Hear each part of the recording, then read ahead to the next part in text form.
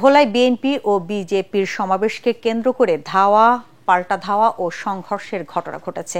এতে গণমাধ্যম কর্মী সহ উভয় পক্ষের অন্তত ২০ জন আহত হয়। এ সময় বেশ কিছু মোটরসাইকেল ও গাড়ি ভাঙচুর করা হয়, ছিঁড়ে ফেলা হয় পোস্টার, ব্যানার। আহতদের মধ্যে বেশ কয়েকজনকে ভোলা সদর হাসপাতালে ভর্তি করা হয়েছে। দুপুরে শহরের নতুন বাজার বিজেপি জেলা কার্যালয় চত্বরে ঘটনা ঘটে। প্রত্যক্ষদর্শীরা জানায়, জাতীয় সংসদ নির্বাচন সামনে রেখে বিজেপি মিছিল বের করে। মিছিল শেষে দলীয় কার্যালয়ে সমাবেশ করে তারা। অন্যদিকে দলীয় কার্যালয়ে সমাবেশ ও মিছিল করে জেলা বিএনপি। এরপর উভয় পক্ষের সমাবেশ ও মিছিলে বাধা দেয়াকে কেন্দ্র করে ধাওয়া, পাল্টা ধাওয়া ও সংঘর্ষ শুরু হয়। পরে বিপুল সংখ্যক পুলিশ ও নৌবাহিনী সদস্যরা পরিস্থিতি নিয়ন্ত্রণ করে। আবারও সংঘর্ষের আশঙ্কায় শহরের গুরুত্বপূর্ণ স্থানে পুলিশ মোতায়েন রয়েছে।